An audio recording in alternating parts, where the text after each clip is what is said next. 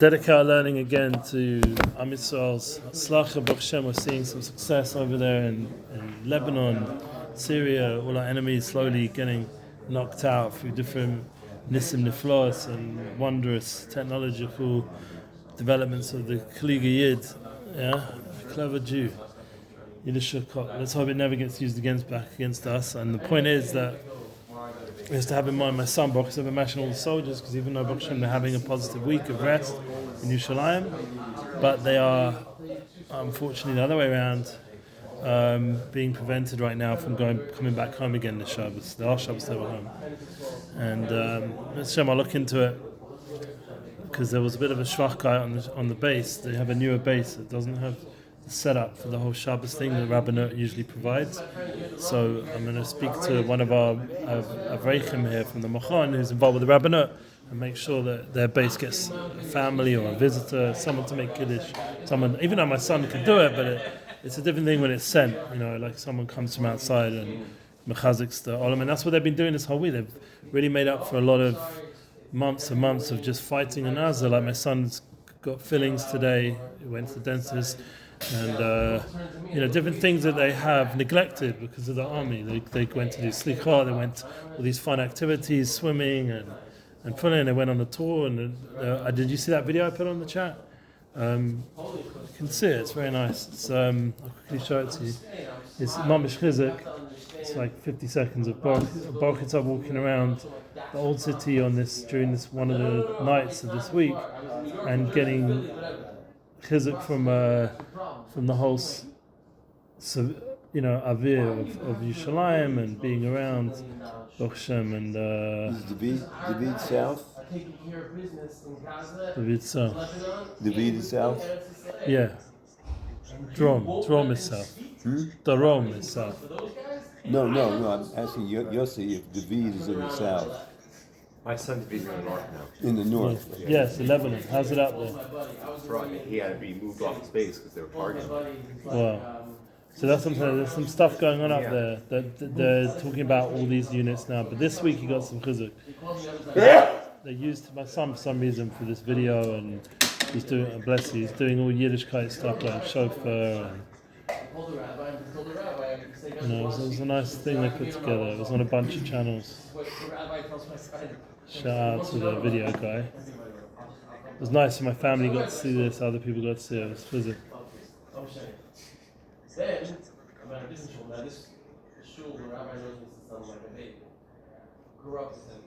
And that's just me put at the end of the video. I put my own notes there. This is what he's really like. Being in the crowd. That was fun. Anyway, the point is that we're learning Shem all of Klaisa, and remember we're learning about this concept of Shein, of sleep. Yeah. Sleeping good. We've mentioned the BORUCH for the new light is a good place to learn this Indian of having rots and a will, not just going to sleep, but sleeping effectively, that it's mechazik and mechaya, and it's ruchnius, and it's mechadesh the seichos, mechadesh the neshama. That's what we've been learning. Now we're learning Vav. Gam yesh kama b'chinas sheina. There's many kinds of sleep. Ki yesh sheina she b'chinas limud b'shat haraisa k'fiyat deveikus. There's the sheina, the kind of sleep, the aspect of sleep that is learning like the simple pshat of Torah. Yeah, k'fiyat deveikus, according to the amount of how much you're davik, how much you're clinging to the divine light in the learning. And there's another kind of sleep, which is what I need chizuk in right now, is b'chinas masa v'matan b'amuna. Doing your business with Emuna. Yeah, honestly.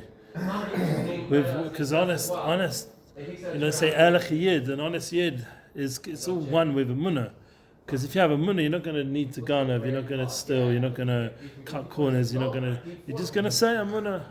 And then it's going to give you kach to know that Hashem's the one who provides. You don't need to cut corners. Just like, we're driving as well. You don't need to all these shortcuts and make dangerous situations.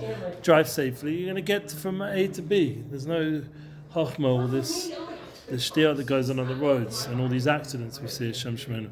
Shigam kain pshata raisa. This is also the simple, the form of Torah. Ki kisha'osek b'masa matam emuna as I'm mochin hainishmoso. So we've been talking about Pashto Araisa, this concept of learning and getting everything clarified and clear. But now we're talking about when you're osek in masa matan, which we know that we all have a chelik in that, in a lot of our time doing that, busy with business. That should be done with the right mindset, as I am mochin. So that he uses this concept of mochin. One of the ways he translated it in over there was mentalities, but there's another way to translate it as consciousness, your conscience, also your mindset. You want a growth mindset. You don't want to have a mindset that's stuck in a certain way. You have to be honest. I gave a relationship course this week, the Bnei Akiva guys. And I needed to explain this concept, growth mindset, and as someone whose mindset is, God forbid, is stuck. And to explain that with relationships, you're going to have to constantly work on yourself. But what you don't want, and this is a mistake men make and women make, and I'll try to explain this, you don't want to start thinking you can change the other person. You have the growth mindset. You don't put that onto them. It's when a lot of these concepts are for us to become more panimi, more inner. That means we're changing ourselves. We're not trying to change people around us. It's a big difference. And through changing ourselves, Meir, we change in a good way.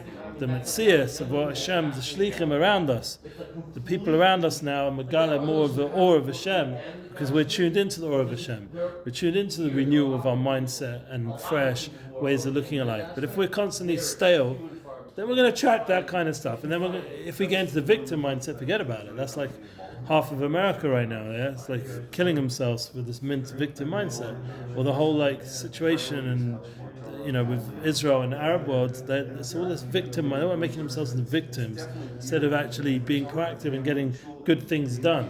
Which is what they should have been busy with instead of fighting with us. As I'm mochin hainishmoso, and that's in his soul. Bo letoch Emuna, and this comes within Emuna. And every morning we wake up with a fresh energy. Hashem gives us this gift. Everyone feels it after hopefully a good night's sleep. You sleep effectively, you wake up with fresh. You wake up with a new renewal in the morning. And that's a famous pasuk from Eicha. It's Chad Shusham. It's Chazku Mayafosam.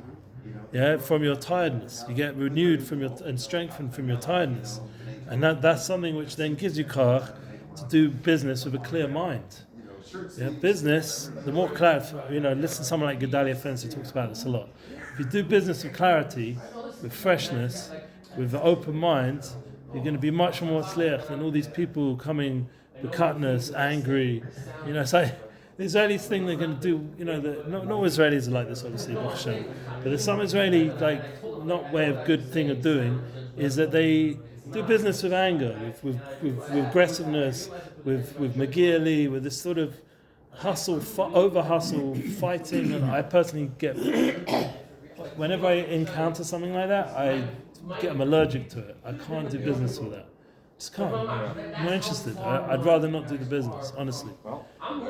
Because it's just so painful to deal with these kind of guys. Now, if I was truly, truly open-minded and totally living Rabbi Nachman, somehow I draw out from them the best of them, and they wouldn't even bother me. I'd still be able to do business. I did. I'll be honest, I worked for Israeli organizations where they were pretty much like that, and I had to constantly work on myself day after day. But after about a bunch of years, I started having back issues and started coming out in other ways, It gets to you. Because there's only so much you can, constantly, my wife at one point was saying, this place isn't healthy for you, you need to go. So me being me, I said, no, until I get something else or other opportunities, I'm not just I don't believe in just leaving, that's not my thing. But everyone's got to figure it out himself. The point is, you've got in the morning, daven to Hashem for clarity, wake up for freshness, that the night's sleep should renew you, should give you new mochin for learning and also to clarify your Torah, to clarify your business. We need Sata D'Shmaya, where make the right decisions. Said our holy sages, so you want to become wise? Learn all the halachas of Mominus. Right now we're learning Bava Basra, and we've just gone through the Bavas. in Daf Yomi, almost all of them, and we're the last part of our Basra. And you learn a lot of Dinei Moment, a lot of inyanim of Kinyan and property and Kalim, vessels, owning this, and all the different halachas in the Gemara and Daf Yomi. And you have the schus, and if you can take it to the Shulchan Aruch and learn the Torah Shulchan Aruch even better, and take halacha l'maisa even better. But the point is, by learning Dinei Mominus, that will give us ability to become more wise. And when we want to renew our intellect, that's going to be in his soul. Yasek b'dinei mominus, to look to osik. Remember, Yasek is not like chill, like sit, Netflix and whatever. It's real avoda. It's real emailus. It takes energy to really understand these things. Hainu amasa matim Emuna. That's why we should have a lot of cover when we see a kollel learning these kind of heavy subjects of Choshen Mishpat and different. They learn Ebenezer, like all the Hilkas Taras Mishpacha, Hilkas Shabbos, Hilkas Basar V'Cholim. You see Ben Nei Torah learning these things. You have to have covered because it takes a lot of work to really get it. It's better to do a mivchan. Personally, I can't even do this SCP thing. I come to it, I sit in the shir, but I'm not doing any of the tests. I probably could do all right, but I don't want to do. I don't know. SCP? Yeah, the Smichas Chavah. Tuesday nights? Yeah, it's the Wednesday night. There's one tonight. Yeah, so it's in Hilkas Zimun. What do you mean you can't? Well, why can't you sit through it? No, I go through it. I do it, but I just don't have the koyach and mayach to go do mivchanim, to do the tests. Whereas all these people who really learn in these kollalim, They're working all issue, day. And they learn and they get. They work all day and they come home and Then they do tests. They challenge their mind themselves. This is the renewal chokhmah. these guys, mamish, sit down and write out the test. People think Rabbi Nachman is like some sort of chas v'sholem, hippie joke, chas v'sholem.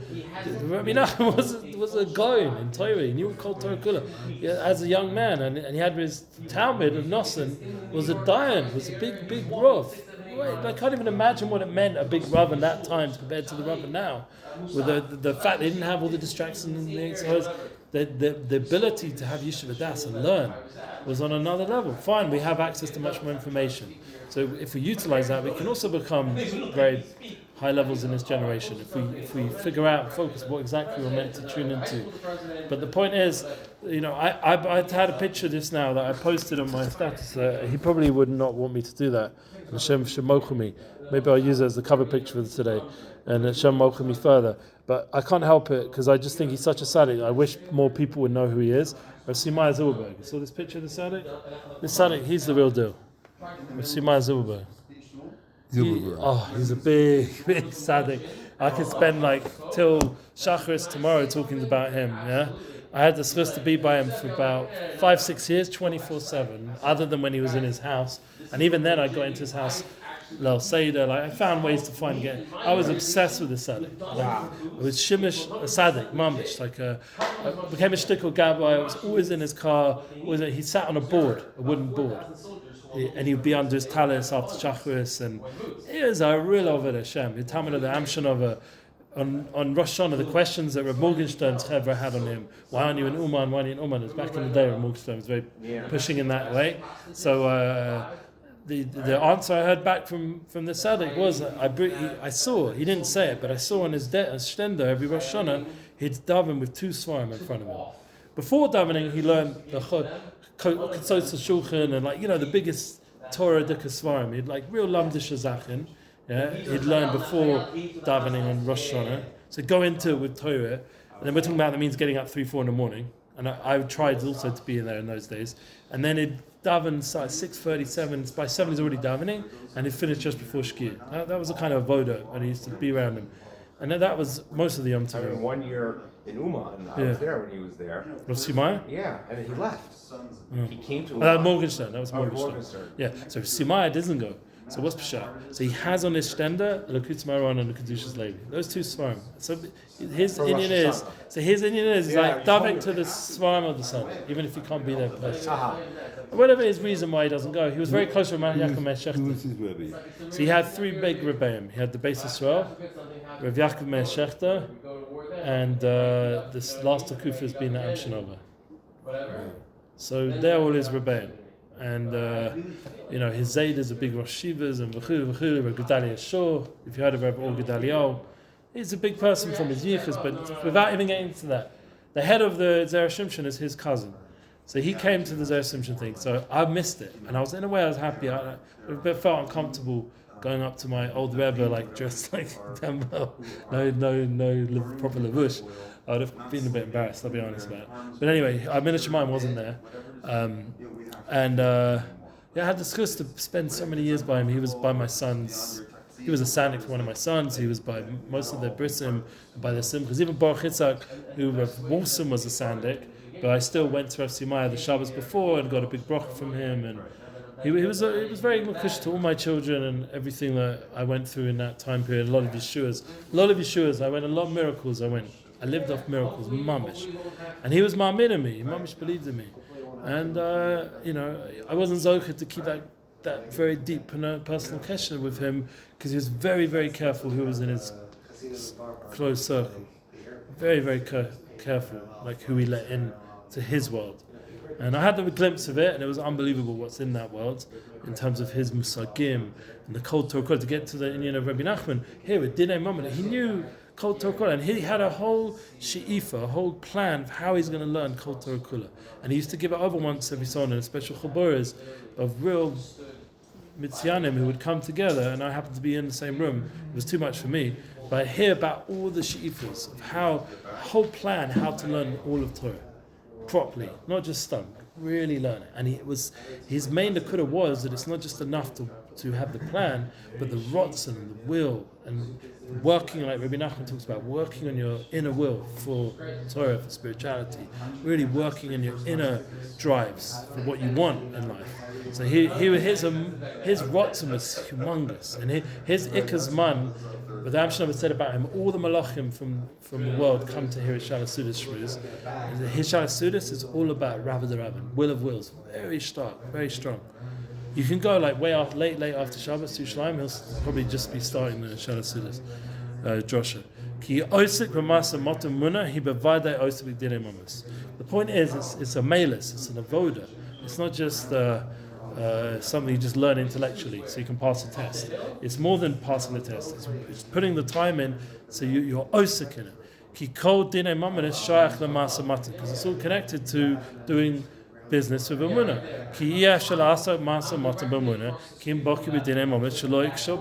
So this is where we need to do tshuva. Mamela, we've all probably stumbled in Dinei Momenes and Hilkus Choshim Mishpah. We've all been stumbling because we don't know the halachas properly. Let's just be honest. That's something we can just be humbled. Go into Elul and Tishrei and be honest. When you say Ashamnu, you say, well, Ashamnu, yeah, really Ashamnu, because there's probably a lot of things I'm doing that's just for Mamaratzes. I just haven't learned. Hashem's mochel me because I've got a lot of things to do, and but what you can do is invest in people that do have the time. That's the importance of investing in Talmud Torah, because then you have a shaykhus to their Torah. But still, I don't know if that's going to help you not make mistakes. At least try learn the Kitzur version, the smaller versions, the Kitzur Svarim, the Likutei Svarim of how to. Over here, there's a lot of shirim like this. This SCP's thing's great. There's a lot of people in the Moharan, a lot of people who know a lot of halacha and Torah. It's good to learn with them. But to be honest, yeah. it's critical. Yeah, the honesty. It's critical to your intellect also. Yeah. And I think that what Rabbi Nachman is saying is the Emuna Nakuda is the key part. It should be done all with Emuna, but it's renewing the intellect constantly, renewing the mindset, and wanting these important things. And that's a big thing. He just to end off, they're beginning high, so going as high. Soche, Masa Hainu Shayde Shavais, as I'm a hurt to the Hachma, which is more upon him, so thank you. We'll get to the rest later. Shia Melech, Yaneinu.